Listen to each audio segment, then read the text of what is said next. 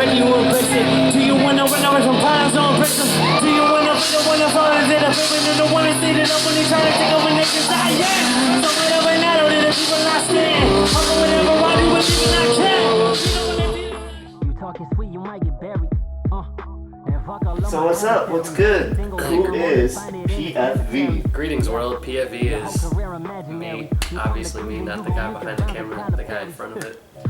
Realistically, this all started because I used to tour around Ohio doing acoustic shows, and I would also do rock music with a few bands, and I would go into the alias Postcard from Veronica. Now, if you would think that in rap music, you'd be like, what the hell is really going on? So, at the first rap song I ever did, I said PFV, and it just stuck. So ever since then, I've been PFV in rap music, just how it happened.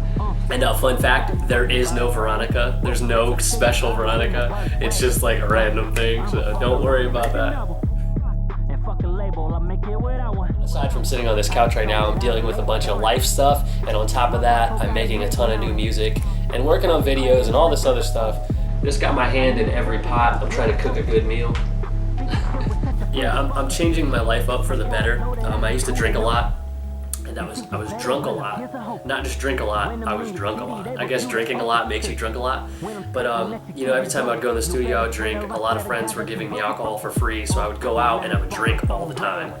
And it ended up affecting my health, my interpersonal relationships, and even my music in a sense. I thought that it affected, and it was becoming very unhealthy for me, so I had to stop. I had to put an end to that and just get my life on the right track and ultimately stop drinking. You say you better, then you must be joking. To get better, I'm actually a lot more active. I got fat when I was drinking. I mean, you're like, oh, obviously, Matt, you're not fat. But I got fatter than normal. I probably, I had the big beer belly. It was looking off. It was so awful.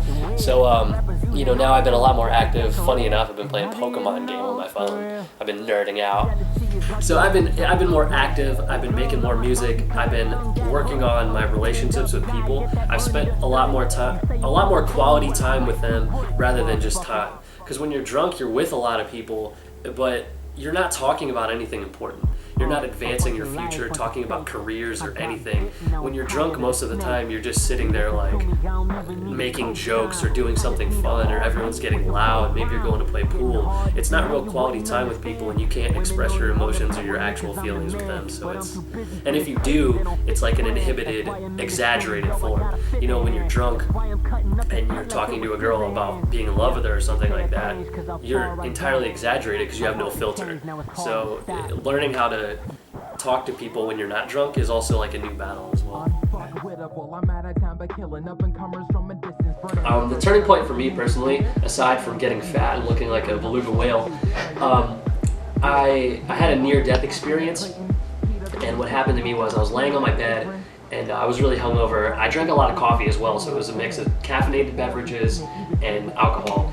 And I was laying in my bed, and all of a sudden my whole body went numb. Prior to this, I had a couple instances where like my leg would go numb or something, and I'm like, no big deal, But my whole body went numb. I couldn't hear anything. I was numb to like every sense.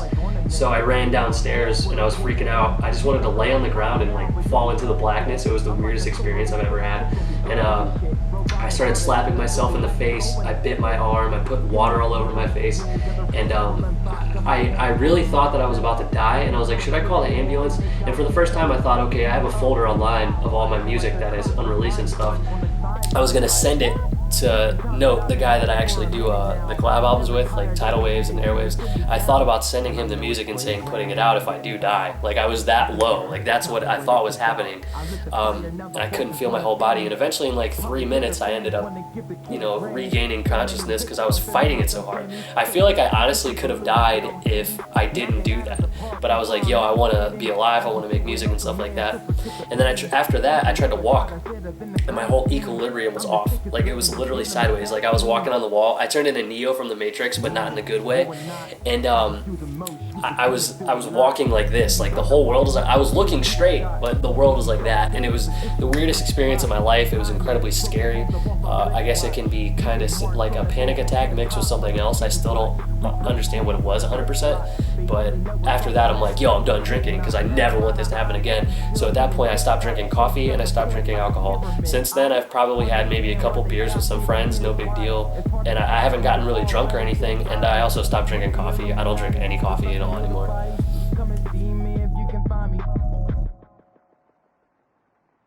With music, what keeps me doing it is the fact that I love it. I went through some periods where I thought that I would do it because, I needed money or for whatever reason, and now, I've extricated myself from that thought process entirely, and all I want to do is do it because I love it. If I don't love it, I won't do it. This, is my main source of income. However, I do some funny odd jobs on the side. Like I designed a magazine for a skilled nursing and rehabilitation center. And that's like all elderly people. And I think what was really funny is, if you think about it, they don't know who designed that magazine.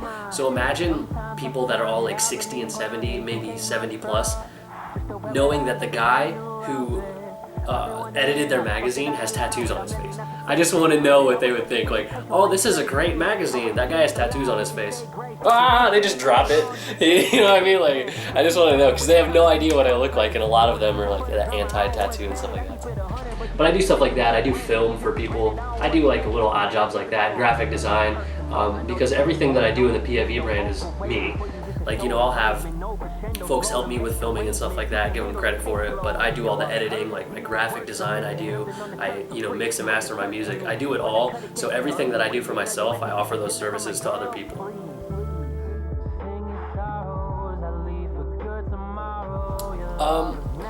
Before it was get in the studio and have a glass of wine or 10, and now I don't do that, so my rituals are make music whenever I want, and before I do a show, I do a little warm-up thing, like for like ever, and I look like an idiot. I'll be backstage like, no shame, dude, I'm obviously doing vocal warm-ups, so that's my only ritual, and drink some water and tea.